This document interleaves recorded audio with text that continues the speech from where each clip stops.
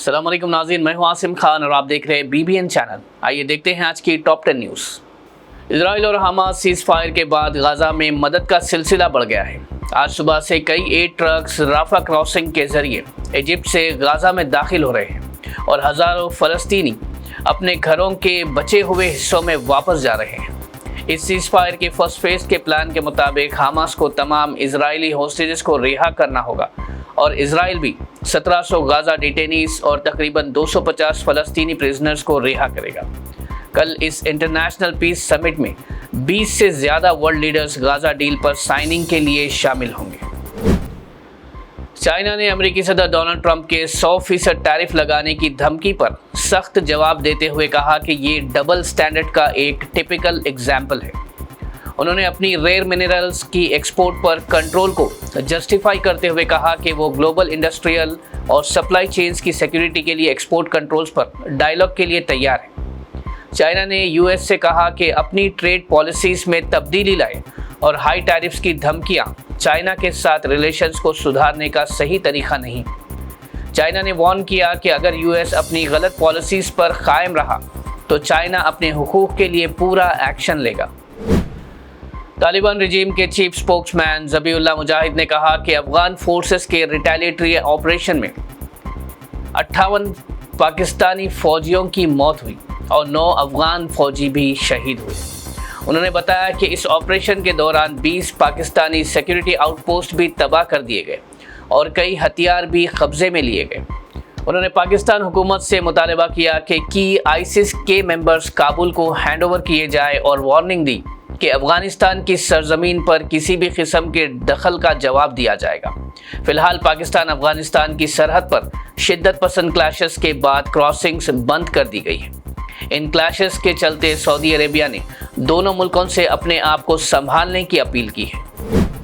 पाकिस्तान ने अफगान के सफ़ीर को तलब करते हुए भारत और अफगानिस्तान के मुश्तरका बयान पर एतराज़ किया। इस्लामाबाद का कहना है कि बयान में कश्मीर को भारत का हिस्सा बताना गलत है। पाकिस्तान ने अफगानिस्तान से कहा कि वो अपनी सरजमीन को पाकिस्तान के खिलाफ इस्तेमाल होने से रोके। साथ ही पाकिस्तान ने कहा कि वो अफगान लोगों को तालीम और इलाज के लिए वीज़ा देता रहेगा, लेकिन गैर कानूनी अफराद पर कदम उठाए जाएंगे। कांग्रेस लीडर पवन खेरा ने अमित शाह के मुस्लिम आबादी के हवाले से बयान की सख्त तनकीद की। अमित शाह ने कहा था कि 1951 से 2011 तक मुस्लिम आबादी में 24.6% का इजाफा हुआ है और हिंदू आबादी में 4.5% की कमी, जो उनके मुताबिक इन्फिल्ट्रेशन की वजह से है, जिस पर पवन खेरा ने इसे हिंदू मुस्लिम के दरमियान नफरत बढ़ाने और इलेक्शंस में वोट बैंक पोलराइज करने की कोशिश करार दिया। पवन खेरा ने बीजेपी की हिपोक्रेसी को हाईलाइट करते हुए अमित शाह के बयान को गलत करार दिया। Chief justice of India BR गवाई ने कहा कि वकील और जजों की जिम्मेदारी है कि इंसाफ का निज़ाम मजबूत हो और कानूनी मालूमात दूर दराज इलाकों तक पहुँचे। हानोई में LAWA-SIA कॉन्फ्रेंस में उन्होंने कहा कि जजेस के फैसलों के उसूल कोर्ट के एडमिनिस्ट्रेटिव पॉलिसीज़ में भी रिफ्लेक्ट होने चाहिए। उन्होंने बताया कि जब उन्होंने चीफ जस्टिस का दफ्तर संभाला तो उनका मकसद था कि एडमिनिस्ट्रेटिव पोस्ट में मार्जिनलाइज्ड कम्युनिटीज़ को उनका हक मिले और पॉलिसीज़ ट्रांसपेरेंट और कंसिस्टेंट हो। महाराष्ट्र के डिप्टी CM अजित पवार ने NCP MLA संग्राम जगताप के बयान की सख्त मजम्मत की, जिसमें उन्होंने लोगों से दिवाली पर सिर्फ हिंदू दुकानों से खरीदारी करने की अपील की थी।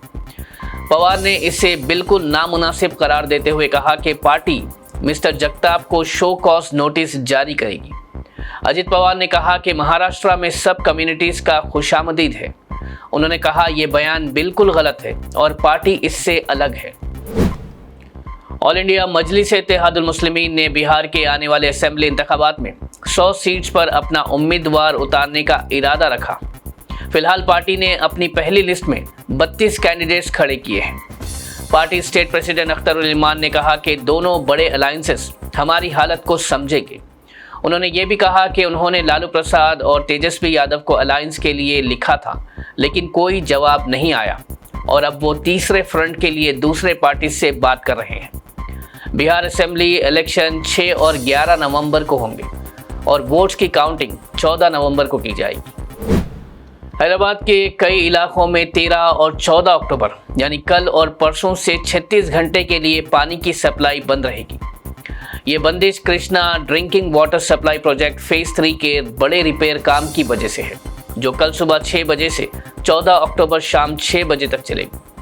HMWSSB के मुताबिक गच्चीबौली, कोंडापुर, माधापुर, जुबली हिल्स, मेहदीपट्टनम, गोलकोंडा, लंगर हाउस, बनलागुड़ा, राजेंद्र नगर, वनस्थलीपुरम, उप्पल, बोडुप्पल और करीबी इलाकों में पानी की सप्लाई बंद रहेगी। HMWSSB ने लोगों से अपील की है कि वो पहले से पानी स्टोर कर ले और मेंटेनेंस के दौरान उसे बचाकर इस्तेमाल करें। हैदराबाद में पल्स पोलियो ड्राइव शुरू हो चुकी है, जिसमें 5 लाख से ज्यादा बच्चों को पोलियो के खतरे दिए जाएंगे।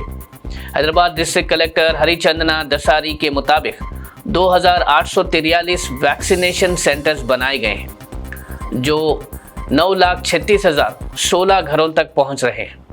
ये ड्राइव 12 अक्टूबर यानी आज से 15 अक्टूबर तक चलेगी। Senior public health officer doctor D Padmila ने कहा कि 4 टीम्स, जिनमें नर्सेस, आंगनवाड़ी और आशा वर्कर्स शामिल हैं, बच्चों को पोलियो के खतरे दे रही है।